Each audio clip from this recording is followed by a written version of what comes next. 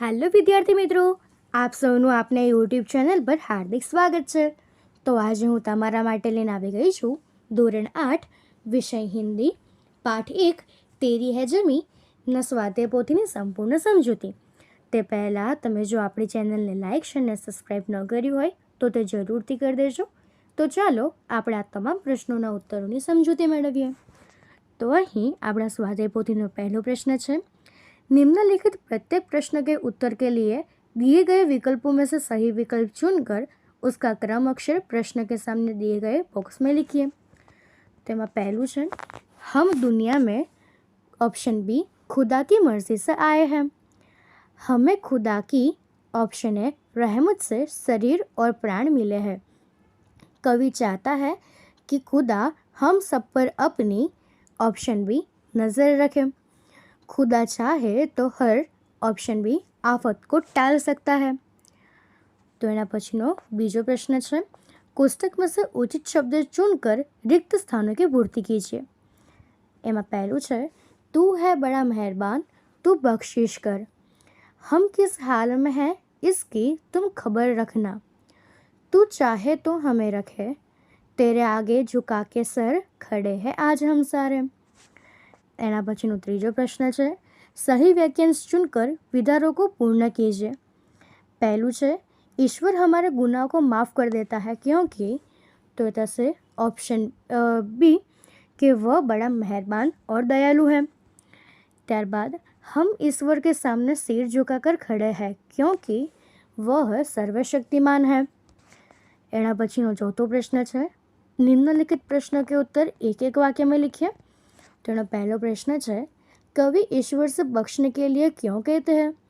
उत्तर, कवि हमारे द्वारा किए गए अपराध और गुनाहों को क्षमा करने के लिए ईश्वर से बख्शने और माफ़ करने के लिए कहते हैं. बीजो प्रश्न, ईश्वर से हमें क्या क्या मिला है. तो ईश्वर से हमें यह सुंदर शरीर और अमूल्य प्राण मिले हैं. कवि ईश्वर के सामने कैसे खड़े हैं.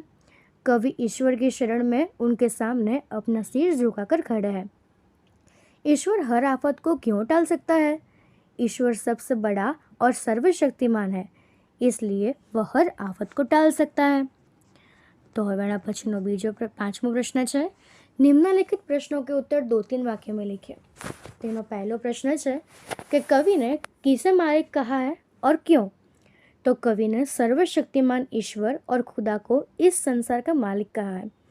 ऐसा इसलिए क्योंकि यह सारी धरती और आकाश उसी का है और उसी की इच्छा तथा कृपा से हम सभी को यह शरीर और प्राण मिले हैं.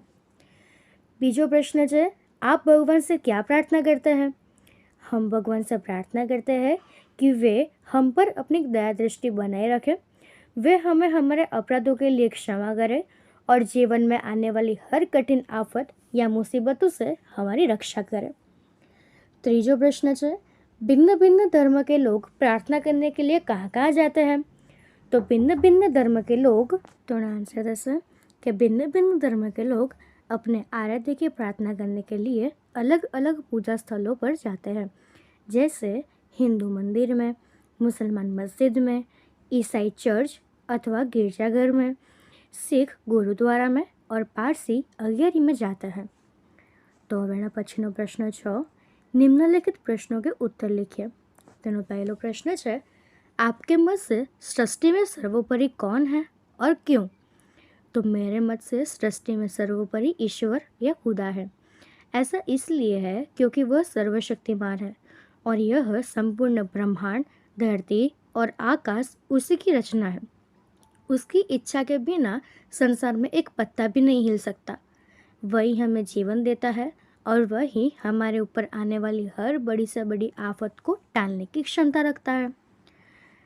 तो एना पछीनो बीजो प्रश्न है, कवि ईश्वर से क्या चाहता है.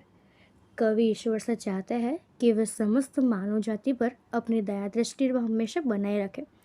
लोग चाहे जिस हालत में भी हो, ईश्वर उनकी सदा खबर लेते रहे. इसके साथ ही कवि प्रार्थना करते हैं कि मनुष्य द्वारा अनजाने में किए गए अपराधों और गुनाहों को ईश्वर अपनी महानता से क्षमा और माफ़ कर दे. तीजो प्रश्न है, तू अपनी नज़र हम पर रखना. ऐसा कवि क्यों कहता है. कवि ऐसा इसलिए कहते हैं क्योंकि ईश्वर ही इस पूरी दुनिया का रक्षक और मालिक है। मानव जीवन अनिश्चितताओं, मुसीबतों और संकटों से भरा हुआ है। यदि ईश्वर की कृपा दृष्टि या मेहरबानी हम पर बनी रहेगी तो हम हर कठिन परिस्थिति का सामना आसानी से कर सकेंगे और सही मार्ग पर आगे बढ़ सकेंगे। चौथा प्रश्न, कवि किसे सबसे ताकत वाला मानते हैं और क्यों? कवि ईश्वर और खुदा को सबसे ताकत वाला मानता है। ऐसा इसलिए है कि ईश्वर सर्वशक्तिमान है। वह जिसे चाहे उसे जीवित रख सकता है और जिसे चाहे वह उसे मार भी सकता है। संसार की कोई भी शक्ति उसका सामना नहीं कर सकती और वह इंसानों पर आने वाली हर मुसीबतों को दूर करने का सामर्थ्य रखता है। पांचवा प्रश्न है, कवि खुदा से क्या कहना चाहता है? कवि खुदा से कहना चाहते हैं कि यह सारी धरती और आकाश आपका ही है। आप बहुत दयालु हो, इसलिए हमारे अपराधों को क्षमा करना और हम पर अपनी कृपा दृष्टि बनाए रखना। हम सब आपके आगे सिर झुकाकर आपके शरण में खड़े हैं, इसलिए हमारे दुखों और संकटों को दूर करना। तो હવે પછીનો પ્રશ્ન 7 છે कि इस चित्र की मदद से एक कविता की रचना कीजिए।